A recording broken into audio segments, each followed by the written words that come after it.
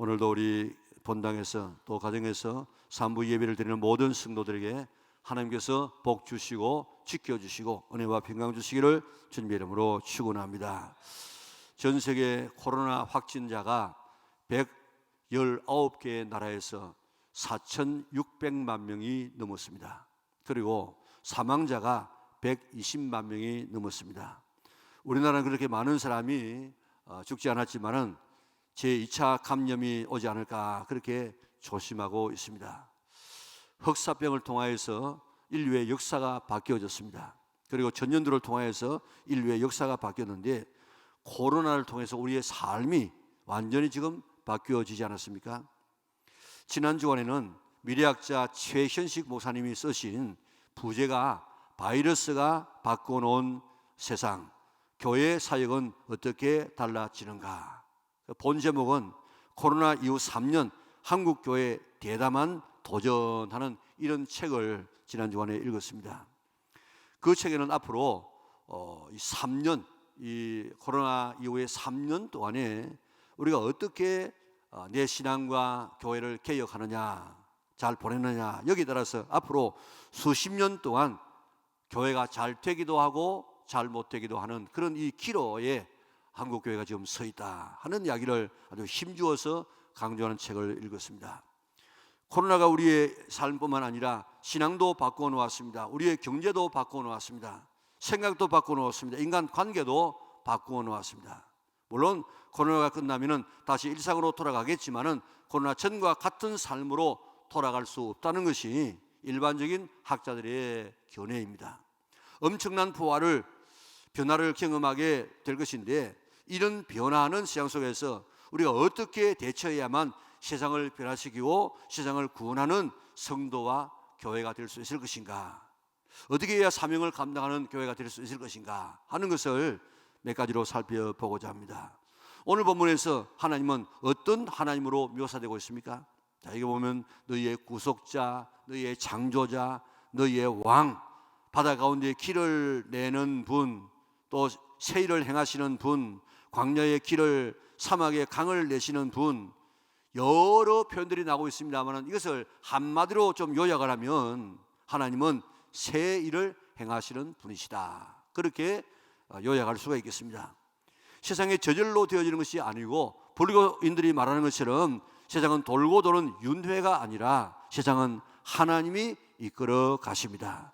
역사의 주관자는 하나님이신 줄 믿으시기를 바랍니다. 그런데 그 하나님께서 날마다 새로운 일을 행하십니다.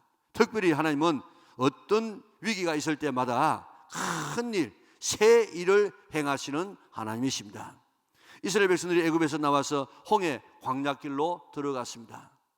바로가 보니까 이스라엘 백성들이 길을 잘못 가는 것 같아요. 그 길로 계속 나가게 되어지면 홍해 앞에 다다르게 되어지고, 그러면 홍해 앞에서 갇히게 됩니다. 마치 동안에 든 치와 같이 됩니다. 그래서 이것들 바보짓을 하고 있으니까 내가 쫓아가면 되겠구나, 그래가지고 그것을 쫓아가서 잡아오려고 바로가 자기의 타는 병거, 그리고 그 애굽에 있는 모든 병거들을 다 동원합니다. 그리고 애굽에서 가장 잘 훈련된 군대를 이끌고 추격합니다. 이스라엘 백성들이 보니까 앞에는 홍해가 넘실거립니다. 뒤에는 지금 애굽 군대가 추격해 오고 있습니다. 그래서 모세를 원망합니다. 애굽에 매장제가 없어서 이 광야에서 우리를 죽게 하느냐, 차라리 애굽에서 종이 되어서 사는 것이 낫지 왜 여기서 우리를 이렇게 죽이느냐, 온갖 원망을 쏟아냅니다. 이 위기 앞에서 하나님께서는 새 일을 행하십니다. 감히 상상할 수 없는 새 일을 행하십니다. 홍해가 갈라지고 홍해 아래에 있는 뻘을 다 말려가지고 아스팔트처럼 만들어서 이스라엘 백성들로 하여금 잘 건너게 하셨습니다. 그리고 뒤따라오는 애굽의 병거와 군사들을 다 물이 다시 합쳐지게 만들어서 수장시켜 버렸습니다. 우리는 뭐 다 아니까 하나님께서 이렇게 갈랐구나, 이런 위기 가운데 하나님께서 이렇게 갈랐구나, 이렇게 너무 많이 듣고 너무 많이 읽어서 알고 있으니까 뭐 괜찮지만은 이스라엘 백성들은 이게 물이 갈라진다, 이거는요 상상할 수 없어요. 어떻게 물이 갈라져 가지고 또 그것도 밑에 뻘이 있는데 어떻게 건너가나, 상상할 수 없는 일이었는데 하나님은 그 일을 하셨습니다. 하나님은 새 일을 행하시는 하나님이신데, 그것도 위기의 때에 절망할 수밖에 없을 때에 새 일을 행하시는 하나님이십니다. 이스라엘 백성이 하만의 흉계로 페르시아에 살고 있는 모든 유대인들이 하루에 다 몰살당하고 재산은 다 약탈당하게끔 되어 있었습니다. 특별히 가운데 지도자였던 모르드게는 하만의 집에 마당에 25m의 높은 장들을 세워놓고 거기에 목매달아 죽이려고 장대까지 다 세워놓았습니다. 왕이 도장을 쳤습니다. 조서가 페르시아 온 지방에까지 다 전달되어졌습니다. 유대 백성은 이제 다른 길이 없어요. 지금 의인을 찍으면은 그게 변개할 수 없는 것이 페르시아의 법 아닙니까? 그래서 다니엘서 6장에도 보면은 왕이 다니엘을 구하기 위해서 사자굴에 들어가야 되는 다니엘을 얼마든지 왕으로서 구할 수 있음에도 불구하고 도장을 쳤기 때문에 그걸 변개 못합니다. 마찬가지로 왕이 한번 이렇게 도장을 쳐가지고 조서를 내놓으면은 그날의 법으로는 다시 변경할 수 없어요. 유대 백성들은 다른 길이 없습니다. 그래서 크게 애통하고 금식하고 상배 옷을 입고 재에 누워서 죽기만을 기다립니다. 그러다가 이제 에스더를 위시한 유대인들이 밤낮 3일 동안 우리 하나님 앞에 살려달라고 금식하자 하면서 금식 기도하기 시작했습니다. 에스더는 죽음을 각오하고 왕 앞에 나가서 하만의 이 흉계를 아주 지혜롭게 잘 이렇게 설명을 했습니다. 왕이 화를 내었습니다. 왕이 화를 참지 못했습니다. 그래서 하만을, 모르드게를 달아 죽이려고 세운 그 25m의 장대에 하만을 달아 죽이고, 거기에 있는 하만의 10아들들, 아내들 위시해서 모든 사람들 다 지금 목매달아 죽였습니다.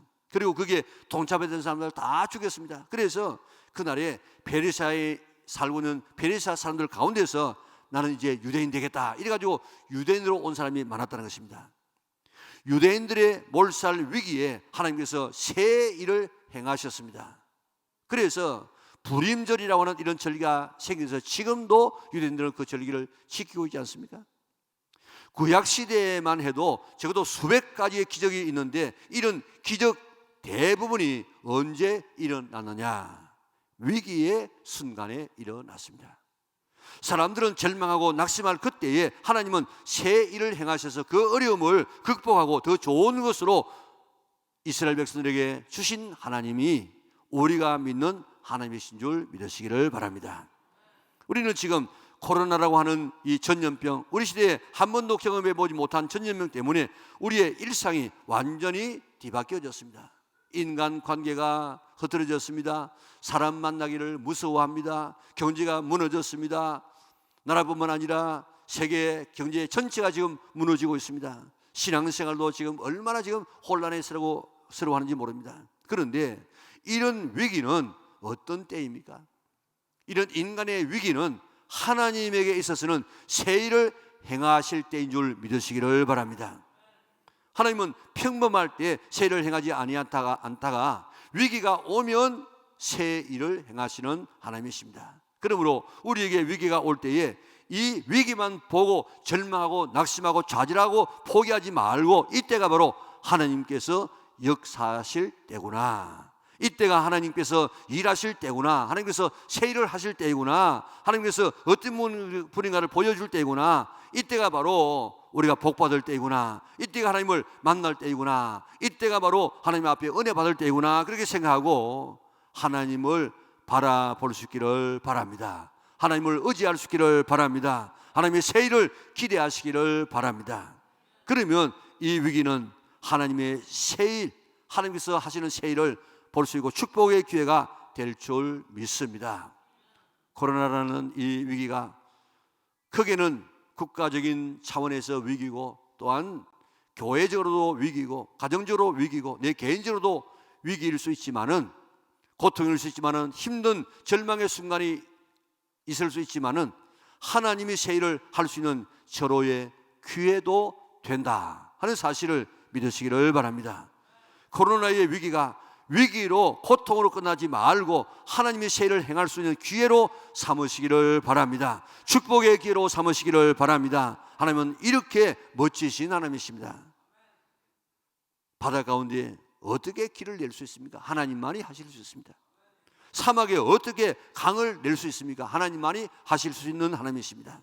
그런데 하나님은 그런 하나님, 전지전능하신 하나님, 없는 것을 있게 하고 없는 것을 되게 하고 불가능을 가능케 할 수 있는 이런 하나님이 우리가 믿는 하나님, 이 하나님을 의지해서 내 삶의 위기를 기회의 축복으로 바꾸어 나갈 수 있는 성도들 될 수 있기를 바랍니다. 여기 닥친 위기가 뭡니까? 한 발짝도 더 나갈 수 없는 위기가 뭡니까? 하나님 의지해서 이 위기를 하나님께서 세일을 할 수 있는 기회로 드릴 수 있기를 바랍니다. 복받는 기회로 삼으시기를 바랍니다. 하나님을 만날 수 있는 기회로 삼으시기를 바랍니다. 은혜 받을 수 있는 기회로 삼으시기를 바랍니다. 먼저 우리는 코로나라는 이런 위기 속에서 하나님께서 행하시는 큰일, 새일 몇 가지를 우리가 경험해 보았으면 좋겠어요. 첫째로 성령님의 능력을 체험하는 기회로 삼을 수 있기를 바랍니다. 오늘의 말씀에 보면 이전 일을 기억하지 말며 옛날 일을 생각하지 말라. 보라, 내가 새 일을 행하리니 이제 나타낼 것이라고 했습니다. 이전 일이, 옛날 일이 뭡니까? 오늘 본문의 16절 17절의 말씀입니다. 출애굽 사건 때 홍해를 가는 사건인데, 그때 하나님께서 바다 가운데 길을 내었습니다. 큰 물 가운데 지름길을 내었습니다. 애굽의 병거와 말과 군대의 용사들을 바다로 끌어들여서 일시에 소멸하는데 마치 등불을 끄듯이 그 모든 군대를 다 그렇게 섬멸하고 말았습니다. 이거 대단한 일입니다.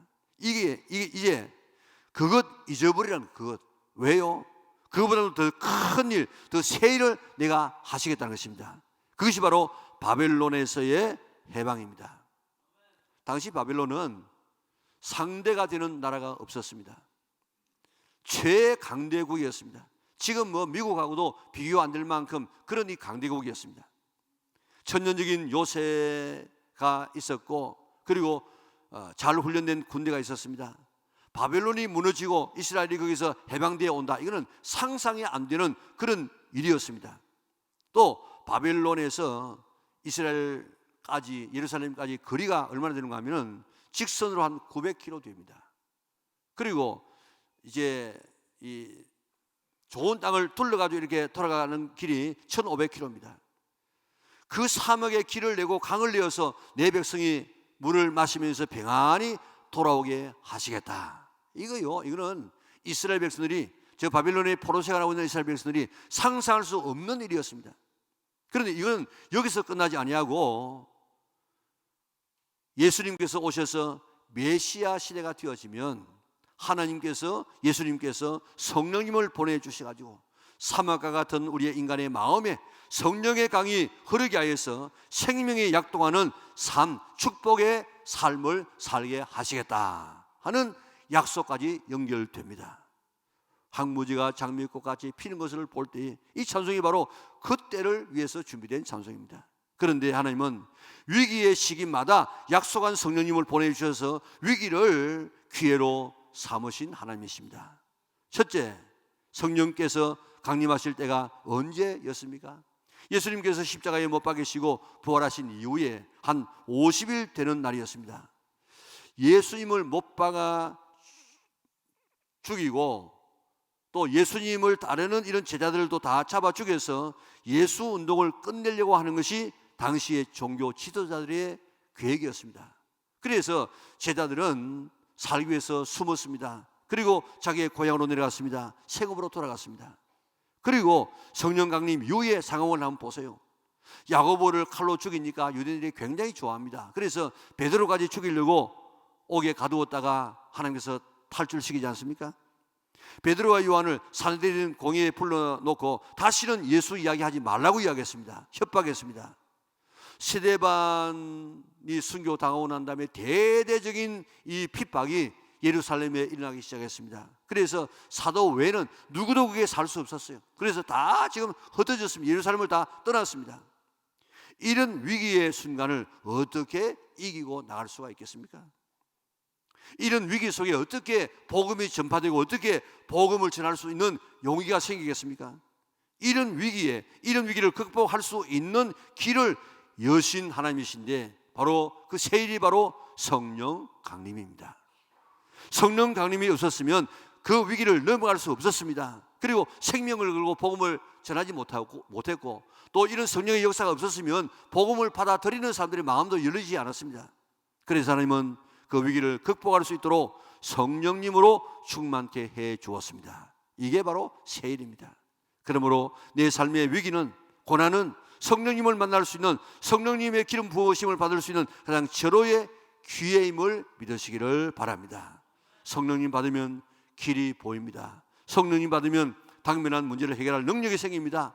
문제를 해결할 수 있는 지혜가 생깁니다. 성령 강림이 없었으면 복음 운동이 지속적으로 그렇게 되지 못합니다.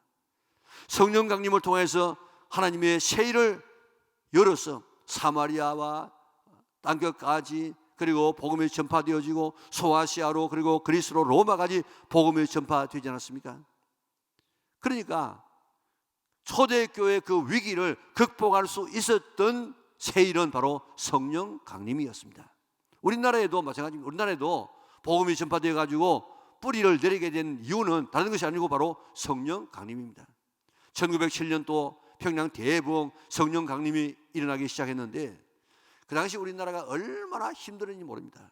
1894년에 일본은 청일 전쟁을 일으켜서 이깁니다. 한반도 주도권을 잡았습니다. 조선에 내정 간섭을 하기 시작합니다. 한 10년 뒤 1904년도에 노일 전쟁을 일으킵니다. 그래가지고 자기들이 이기고 난 다음에 조선에 대한 정치적 독점권을 휘어잡습니다. 누구도 이제 조선에 이제 영향을 미치지 못하도록 일본만이 이제 조선을 통제할 수 있도록 그렇게 만듭니다. 그리고 1905년에 을사늑약을 합니다. 외교권을 다 빼앗아 버립니다. 1907년도에는 정미조약을 통해서 군대를 강제로 해산합니다. 군대가 없는 나라가 나라겠습니까? 그리고 헤이그 밀사를 보냈던 고종을 갖다가 나중에 폐위시켜 버립니다. 대위시켜 버립니다. 그리고 1910년 한일 합방을 했습니다. 당시에 일본은 얼마나 이 전투력이 세였는가 하면 미국보다도 2배 많아, 2배.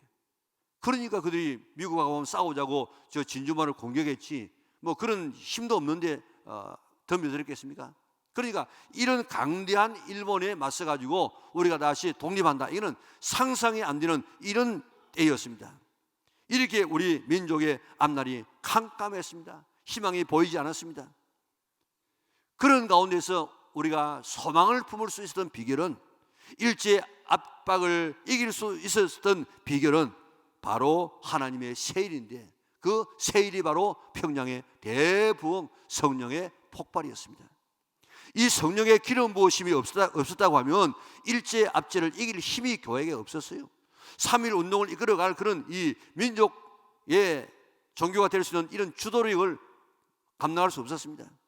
오늘의 한국 교회와 오늘의 대한민국이 될 수 있었던 비결은 하나님이 행하신 세일, 평양의 대부흥, 성령의 강림이 있었기 때문에 오늘 교회가 있고, 교회가 있기 때문에 오늘 대한민국이 있게 된 것입니다. 성령의 강림으로 그 위기를 극복할 수 있었습니다. 오늘 우리에게 닥치는 위기도 하나님이 세일을 할 수 있는 절호의 기회임을 믿으시기를 바랍니다.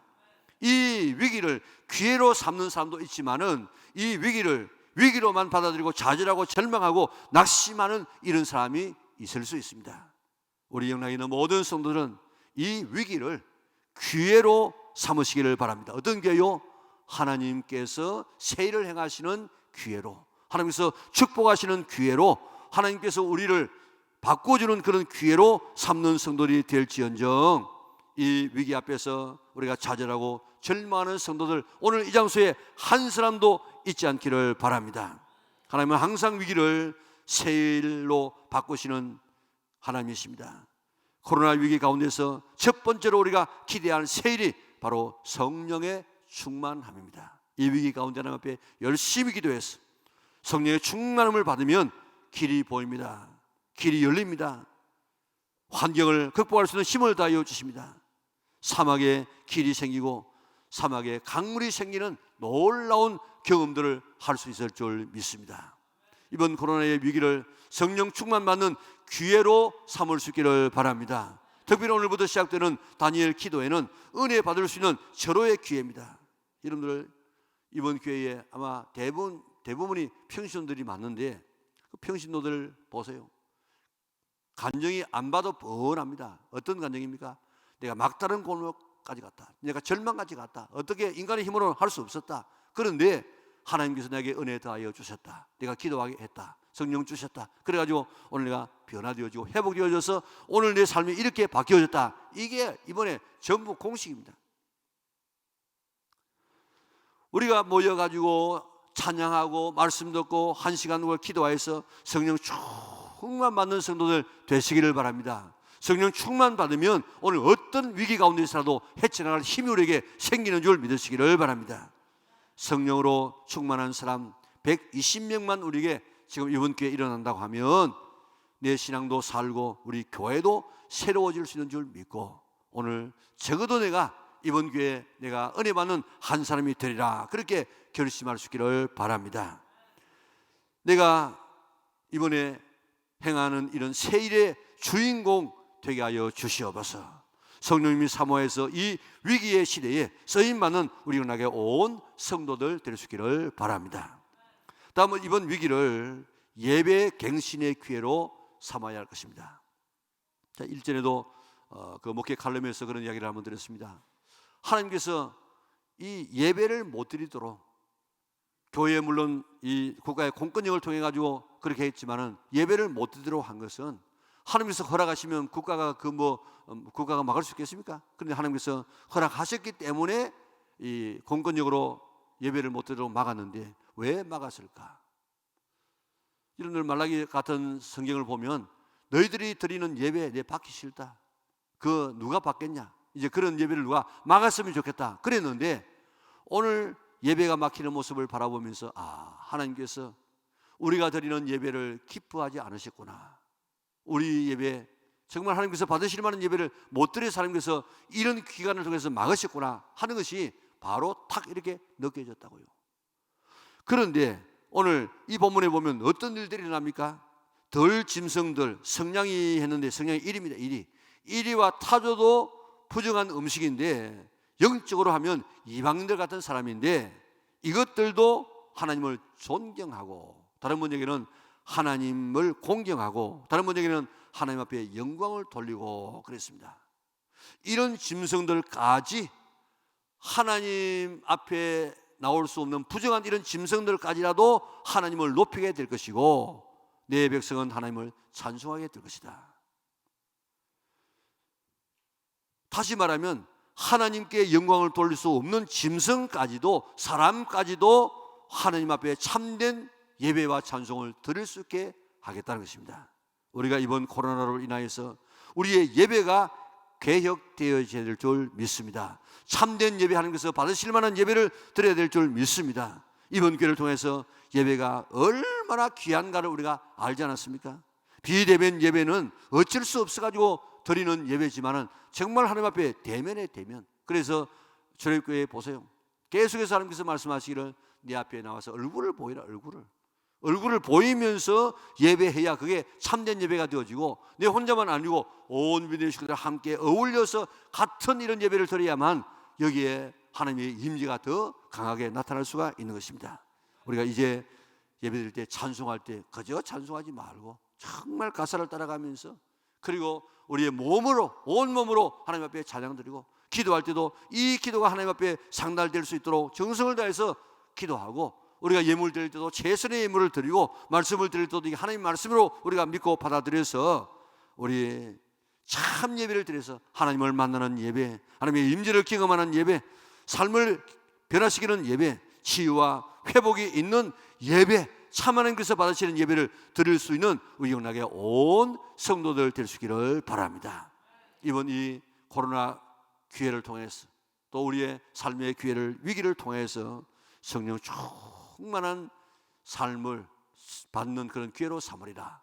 우리의 예배를 개혁하는 기회로 삼으리라. 그리고 또 나가서 소그룹을 통해 가서 우리 지금 모든 사람들 이렇게 다 만날 수 있기 때문에 우리 가정에서 예배 드리고 또 주변에 있는 사람들과 함께 이 목장 예배를 드려서 스스로 잡아주는 신앙, 삼겹줄은 쉽게 끊어지지 않는다고 이야기했는데 서로 신앙을 세워주는 이런 아름다운 신앙을 가져야 되겠는데, 우리 과거에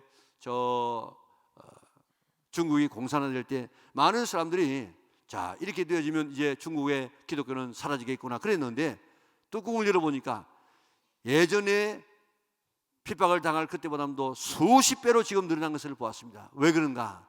소그룹, 지하교회, 거기에서 스스로 기도하고 스스로 격려해서 신앙을 키워나가서 오늘 이 중국의 교회는 대단한 지금 이 열기를 가지고 있습니다. 우리 소그룹, 특별히 가정에서는 우리 가정 예배 드리고 우리 지역으로 잘 예배 드려서 우리 스스로의 신앙을 스스로 지켜나가야 되겠다. 그리고 네 번째로는 우리가 베푸는 교회로 탈바꿈해야 되겠습니다. 지금까지 우리 교회가 많이 남에게 이웃에게 주는 그런 교회로 살아왔는데, 지금까지 우리 한국 교회는 주면서라도 욕을 먹었습니다. 그런데 요즘에는 더 욕먹지 않습니까? 사실 교회가 코로나에 지는지가 아닙니다. 이렇게 방역 잘하고 이렇게 수칙 잘 지키는 그런 단체가 어디에 있습니까? 그런데 괜히 교회에다가 프레임을 씌워가지고 교회가 지금 코로나에 지는지처럼 말 안 듣는 사람처럼 그렇게 해가지고 뭣도 모르는 세상 사람들은 아, 교회가 그런 곳인가 해가지고 혐오 집단으로 본다고요. 이 지금 이 선입관을 어떻게 하면 깰 수 있겠습니까? 우리가 이웃을 섬기는 일밖에 없습니다. 그래서 우리가 앞으로 우리 교회가 계획을 해서 어떻게든지 지역사회를 섬겨서 오늘도 이 잘못된 인식을 바꾸어서 아, 교회는 그런 곳이 아니구나 하는 것을 바꾸어 나가야 되고, 또 마지막으로 오늘 우리 성도 한 사람 한 사람이 세상 사람들과 좀 달라야 되겠는데, 우리 다르지 못한 부분이 얼마나 많습니까? 오히려 더 세상 사람들보다 더 다른 이러한 이야기를 많이 듣는데, 우리 이제 좀 예수님의 그 모습을 닮아가서 우리 이 시장 속에서 하나님을 믿는 교회, 하나님을 믿는 사람들에 대한 인식을 바꾸는 그런 기회로 삼을 수 있기를 바랍니다. 다 지금 위기를 당하고 있습니다. 어려움 당하는 사람이 아무도 없습니다. 이런 위기, 더 한 발짝도 나갈 수 없는 이런 막다른 골목에 있는 이 위기를 우리 위기로 받아들여서 좌절하고 절망하지 말고 이 위기를 기회로 삼는, 하나님이 새 일을 할 수 있는 기회로 삼아서 하나님의 새 일을 기대할 수 있기를 바랍니다. 그래서 기도해서 성령 충만 받고 또 우리 예배를 개혁시켜 나가고, 또 우리가 더 나가서 우리는 하나님 앞에서 우리 목장 예배를 제대로 드리고 우리가 베푸는 교회로 또 우리의 삶이 바뀌어져서 세상 사람들이 아, 예수 믿는 사람 교회는 이렇게 다르구나 하는 사실을 이렇게 보여주는 그런 아름다운 교회로 삼는 우리 영락의 온 성도들 될 수 있기를 바랍니다. 그래서 성령 충만한 교회, 또 남에게 나눠주는 교회, 그리고 치유와 회복이 있는 교회, 소그룹이 형성하는 교회, 그리고 늘 남는 교회, 남을 돕는 교회, 그리고 예수님을 닮아가는 이런 신앙들이 이번에 형성되어져서 이번 이 위기 가운데서 더 성장하고 하나님 앞에 영광 돌리는 우리 영락의 온 성도들 될 수 있기를 주님의 이름으로 축원합니다.